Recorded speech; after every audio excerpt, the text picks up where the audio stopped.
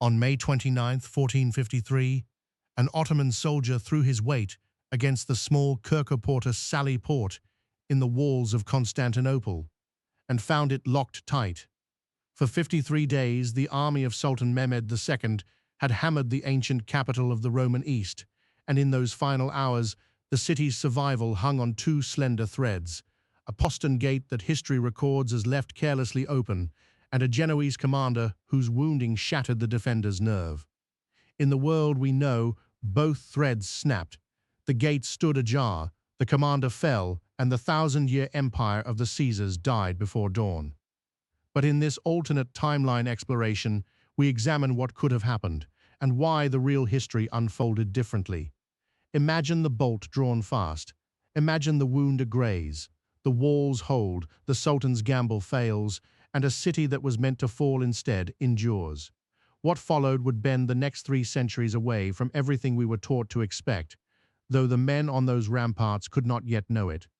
The young man who came to take the city was 21 years old. Mehmed II had inherited the Ottoman throne in 1451, and from the moment of his accession, he fixed his ambition on the prize his ancestors had circled for 100 years. Constantinople was by then a hollow crown, perhaps 50,000 souls rattling around a city built for 500,000, its emperor, Constantine XI Palaiologos, ruling little more than the walls themselves. Yet those walls mattered. Mehmed prepared with cold method. In 1452, he razed the fortress of Rumeli Hisari on the European bank of the Bosporus, choking the strait and cutting the city from the Black Sea. He gathered an army that may have numbered 80,000, and he commissioned, from a Hungarian founder named Orban, a bombard so vast it could hurl a stone ball weighing 600 pounds. Orban had first offered his skill to the Byzantines. They could not pay him. That detail, small and bitter, would echo through everything that came after. The siege opened on April 6, 1453. Orban's great cannon spoke, and the Theodosian Walls, proof against every assailant for 1,000 years, began slowly to crack. Inside, Constantine commanded fewer than 8,000 fighting men, among them a force of Genoese volunteers under Giovanni Giustiniani Longo, a soldier of hard reputation who had slipped into the harbor in January with 700 men. The defenders fought with a desperation that astonished their attackers. They patched the breaches each night with timber and earth and barrels. They held the great chain across the Golden Horn until Mehmed, in a stroke of audacity, hauled his ships overland on greased rollers to bypass it. By the night of May 28th, the city had survived 7 weeks of bombardment, assault, and hunger. The bells of Hagia Sophia rang for a final liturgy, and emperor and beggar prayed together beneath the dome. Mehmed, his treasury bleeding and his commanders divided, had resolved on one last throw. Everything would turn on the hours before dawn, but the outcome was not yet written. Mehmed sent his men forward in 3 waves. First, the irregulars, the Bashi bazooks, flung against the walls to exhaust the defenders. Then the disciplined Anatolian regiments, who breached the stockade at one point and were thrown back into the ditch. And then, in the grey before dawn, the janissaries, the Sultan's finest, advancing in ordered ranks to the beat of drums. Here, the real history broke. In our timeline, a shot struck Giustiniani in the chest or arm, and as his bearers carried him through the inner wall, the defenders saw their captain fall, and their courage drained away, and the small Kerkoporta, opened earlier for a sortie, stood unbarred, and through it Ottoman soldiers slipped to raise their banner on a tower. In this telling, neither thing occurs. The gate is found shut, secured by a watchful hand. Giustiniani takes only a glancing wound and stays on his feet, sword raised, his voice carrying along the rampart. The defenders see their commander standing, and they hold. The janissary wave crests against the breach and recedes, leaving its dead in the ditch. Constantine, who in our world charged into the fray and vanished, instead lives to see the sun come up over an unbroken wall. A failed assault is a dangerous thing for a young sultan. Mehmed's army did not melt away at once, but the will that had bound it together was gone. His treasury was drained by the fortress, the fleet, and Orban's monstrous guns. His janissaries, denied the plunder of a sacked city, grew sullen and loud, and his Grand Vizier, Chandali Halil Pasha, who had counseled against the whole adventure, now spoke with the authority of a man proven right. Within days, Mehmed lifted the siege.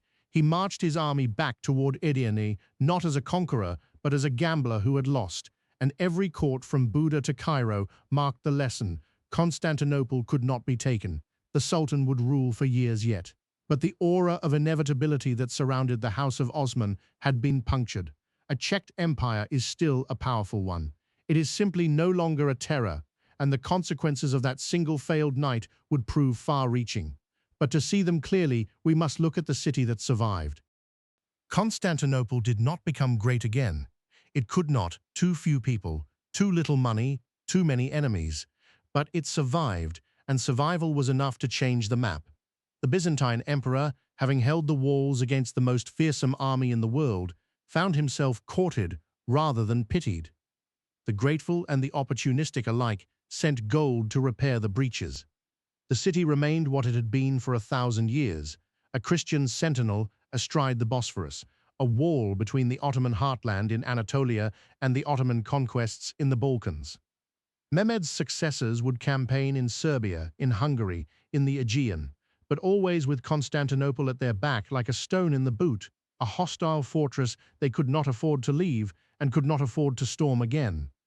The Ottoman Empire of this timeline grows powerful, but it grows around an obstacle, and an empire that must always look over its shoulder expands more slowly and more carefully than one that does not. For Venice and Genoa, the surviving city was a quiet fortune. In our history, the fall of Constantinople and the Ottoman advance slowly strangled their eastern trade and drove them to seek new routes and new worlds. Here, the Genoese colony at Galata thrives, the Venetian galleys keep their Black Sea contracts, and the wealth of the Levant keeps flowing through Italian counting houses for generations longer. And Christendom, the broader Christian world of popes and kings, never absorbs the shock that, in our timeline, struck it like a thunderclap. There is no day of mourning in Rome, no sermon describing the desecration of Hagia Sophia, no cold dread spreading through every Christian court that the infidel is now unstoppable. The crusading panic never ignites. The frantic search for a sea route around a closed Mediterranean loses its urgency. The mariners of Portugal and Castile still push south and west, drawn by gold and spice, but the desperate edge is gone. And then came the change that reshaped everything that followed. A surviving Constantinople meant a slower world. With the eastern trade routes open and the great Christian-Muslim frontier frozen at the Bosphorus rather than pushed deep into Europe, the engines that drove the age of exploration turned without their fiercest heat. The voyages still came. Human ambition does not need a catastrophe to move it, but they came later and gentler, and the century that gave us a new hemisphere might instead have given us only a longer, quieter map. That is the strange arithmetic of this divergence. The fall of one city in the history we live in was not only an ending, it was a goad. It frightened a continent into motion, and so the truth is uncomfortable. Our world was built, in part, on the rubble of May 29th, 1453, on a gate left open and a commander carried bleeding from the wall. Change those two small things, and the city lives, and the shock that woke the West never comes. History, in the end, did not turn on the great cannon or the 80,000 men. It turned on a bolt and a graze and the nerve of the men who held the line until morning.